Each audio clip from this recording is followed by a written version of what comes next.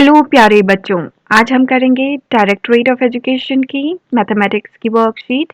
ये है क्लास 3 के बच्चों के लिए। बच्चे यहाँ अपना नाम और यहाँ अपने टीचर का नाम लिखेंगे। 29 तारीख की वर्कशीट 143 नंबर की। स्केल का इस्तेमाल। आपने अब तक अपनी छोटी नापदंडी से बहुत सारी चीजें नापी। आओ आज नापदंडी में नंबर लिखें। आपने नापदंडी पर कहाँ तक नंबर लिखे हैं? शायद कुछ इस तरह लिखे होंगे। देखो, 1 से 10 तक। अब आप अपनी पेंसिल नापिए और बताइए कि पेंसिल कितनी लंबी है। अब आपने इस नापदंडी से अपनी पेंसिल नापनी है और यहाँ लिखना है कि वो कितनी लंबी है। अगर वो 5 छोटे हिस्से की है तो 5 लिखिए, 6 की है तो 6 छोटे हिस्से, और अगर आपने छील छील के छोटी बना दी है और भी छोटी है तो 3 छोटे हिस्से। इस तरीके से लिखिए नाप कर। फिर क्या आपने कहीं और भी ऐसे हिस्से और नंबर लिखे हुए देखे हैं? ऐसे हिस्से मौजूद होते हैं स्केल पर। सब लोग अपने स्केल में देखेंगे। देखिए कैसे हिस्से लिखे हैं। ऐसे हिस्से मौजूद होते हैं स्केल पर। आप स्केल को ध्यान से देखिए। स्केल पर 15 हिस्से हैं। देखिए ये रहा स्केल। कितने हिस्से हैं? 1 2 3 4, इस तरीके से 15 तक 15 हिस्से हैं। ऐसे एक हिस्से से दूसरे हिस्से तक की दूरी को 1 सेंटीमीटर कहते हैं। अब देखिए, एक से दूसरे हिस्से तक की जो ये बीच की डिस्टेंस है, ठीक है, ये बीच का जो दूरी है, इसे 1 सेंटीमीटर कहते हैं। जैसे 10 से 11 तक के बीच की दूरी क्या हो गई? 1 सेंटीमीटर। ठीक है। अब आप स्केल से अपनी उसी पेंसिल को नापिए। हमने भी स्केल की मदद से एक पेंसिल को नापा है। तो देखिए यहां से यहां तक, ये यहां से यहां तक कितने सेंटीमीटर की हो गई? 8 सेंटीमीटर। 8 सेंटीमीटर। हमारी पेंसिल की लंबाई 8 सेंटीमीटर है। अपने घर से निम्नलिखित वस्तुओं की लंबाई स्केल की मदद से जानने की कोशिश करें। अब सब लोग अपना स्केल लेंगे और इन वस्तुओं को नापेंगे।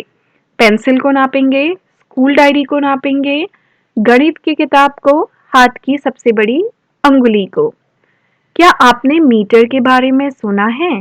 आपकी मम्मी की साड़ी, घर के पर्दे जैसी लंबी चीजों को मीटर से नापा जाता है।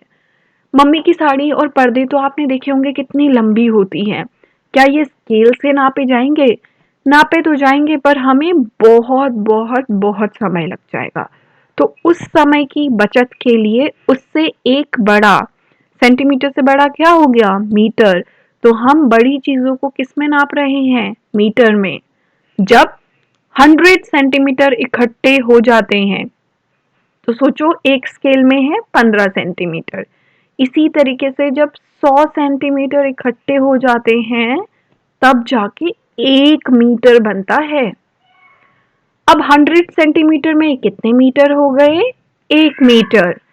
इसके बाद आप 15 सेंटीमीटर वाले स्केल की मदद से 1 मीटर की रेखा फर्श पर बनाइए। अब फर्श पर आपने क्या बनाना है? 15 सेंटीमीटर वाले स्केल से 1 मीटर। तो ये कैसे बनाएंगे? जैसे आपने रखा अपना स्केल यहाँ से यहाँ 15, फिर आपने जहाँ पे खत्म किया वहीं से फिर शुरू से रखेंगे, फिर और 15, तो 15 और 15 कितने हो गए अब आपके? 30। फिर इसी तरीके से और रखेंगे, यहाँ से जहाँ पे खत्म हुआ फिर से यहाँ से स्केल रखेंगे और 15 हो गया। कितने हो गए ये? 3 4। ठीक है, ये हो गया आपका 5, 45। इसी तरीके से फिर आप यहाँ से उस स्केल को दोबारा रखेंगे और इस तरीके से तब तक रखते चले जाएंगे जब तक आप 100 में नहीं पहुंच जाते। तो जैसे ही रखते हैं इसमें और 15 हो जाएगा, तो ये कितना हो गया? 60। 60 के बाद और रखेंगे एक बार, तो 60 और 15 कितना हो गया अब आपका? 75। फिर और रखेंगे, फिर 15 जुड़ जाएगा, तो ये कितना हो गया? 90। फिर लास्ट में एक बार और रखेंगे, तो अब आप 15 तक नहीं जाएंगे क्योंकि 90 हो गया, हमें सिर्फ 10 और चाहिए। तो जहाँ पे स्केल का 10 होगा आप वहां पर तक लाइन खींचेंगे सिर्फ, तो वो हो गया 100।